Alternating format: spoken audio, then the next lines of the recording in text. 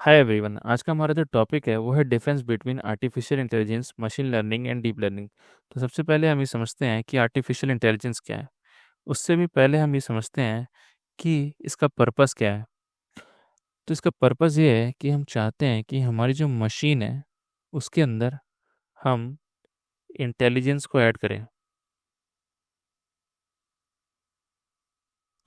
अब उससे पहले हम एक चीज़ और समझते हैं कि जो हम ह्यूमंस हैं वो बेटर कैसे हैं किसी भी मशीन से।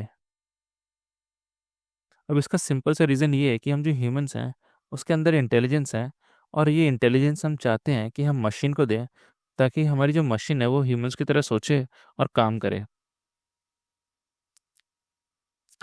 अब हम समझते हैं कि इंटेलिजेंस क्या है। तो इंटेलिजेंस जो है वो एक कॉम्प्लेक्स कॉन्सेप्ट है। इसको हम कुछ ह्यूमन क्वालिटीज़ के थ्रू समझते हैं। जैसे कि हम जो ह्यूमंस हैं उसके अंदर इमेजिनेशन पावर है।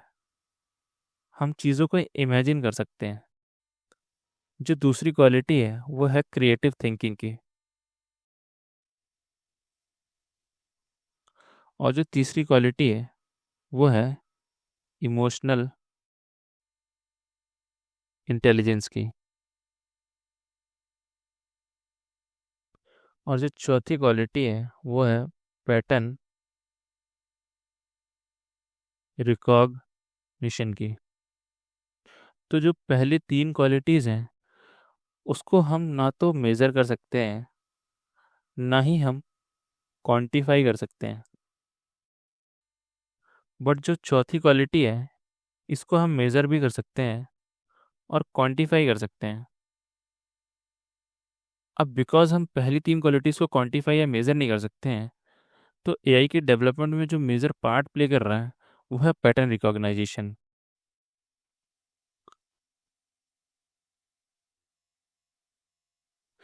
अब हम कह सकते हैं एक तरीके से कि जो एआई है वो एक सब पार्ट है या सबसेट है एक्चुअल इंटेलिजेंस का।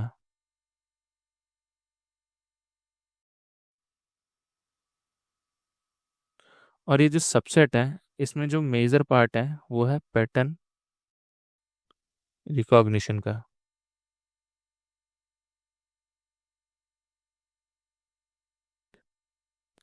अब एआई से जो पहले हम ट्रेडिशनल मेथड्स यूज़ करते थे, किसी भी मशीन के अंदर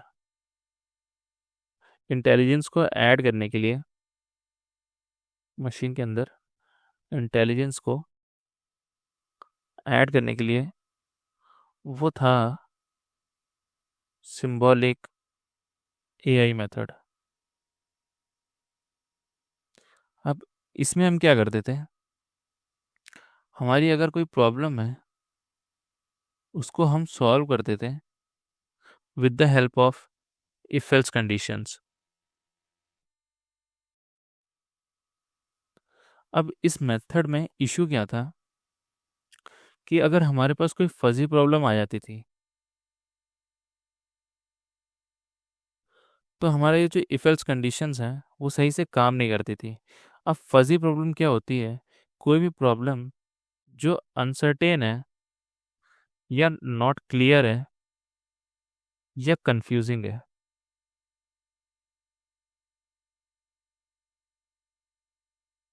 अब मैं इसको आपको एक एग्जांपल के थ्रू समझाता हूँ कि सपोज हमने एक वॉइस रिकॉग्नाइजेशन सिस्टम बनाया है। अब इसमें हम किसी भी पर्सन की वॉइस को रिकॉग्नाइज करना चाहते हैं कि ये जो वॉइस है वो किसकी है। तो उसके लिए हम pre defined if else conditions already लिख चुके हैं हमारे ट्रेडिशनल मेथड के हिसाब से।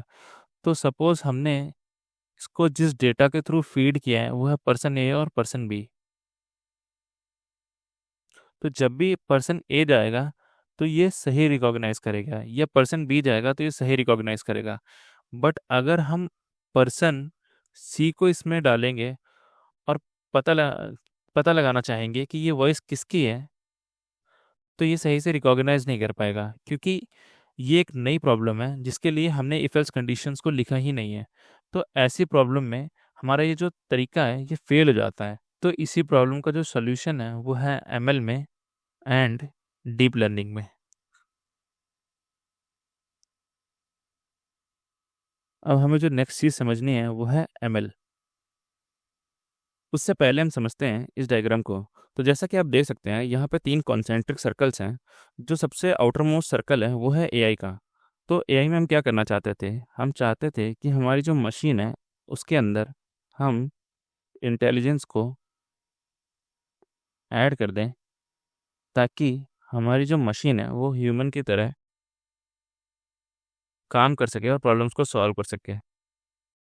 तो हम कह सकते हैं कि we want to create an application which can perform its own tasks without any human intervention।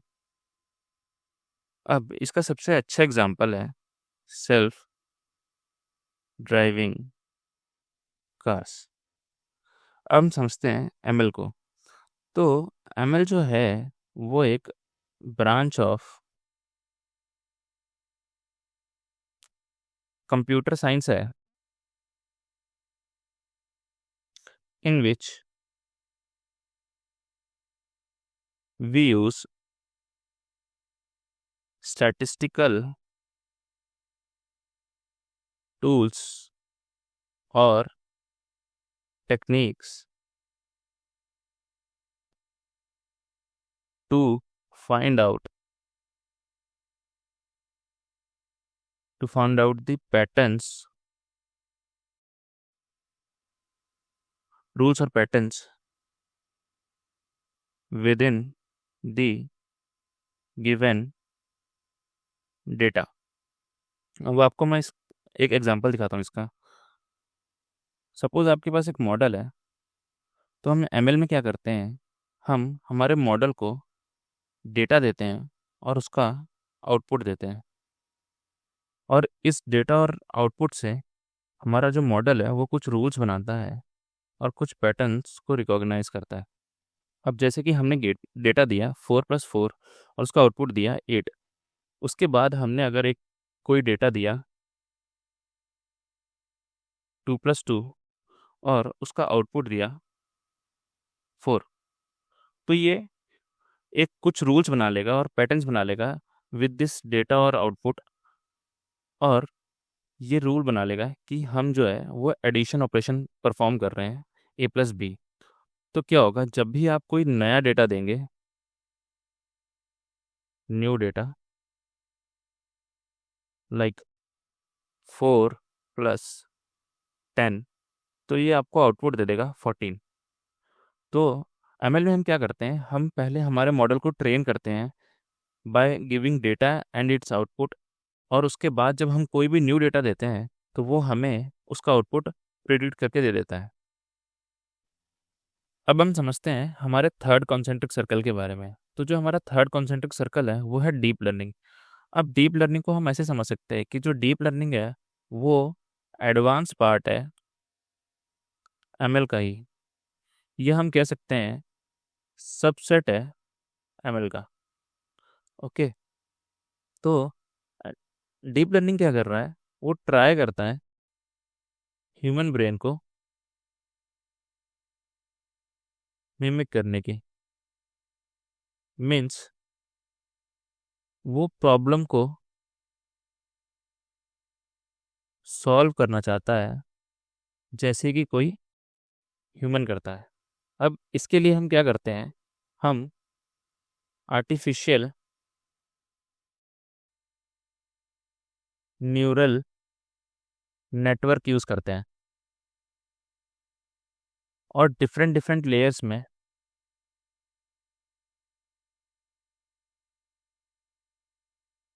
हम डिफरेंट पैटर्न को रिकॉग्नाइज करते हैं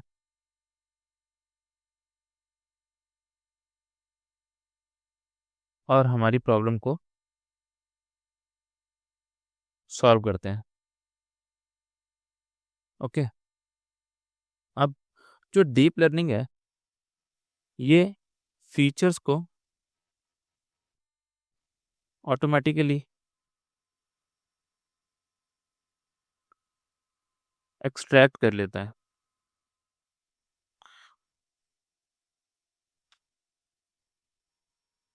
इसका बेस्ट एग्जांपल है फेस रिकॉग्निशन सिस्टम।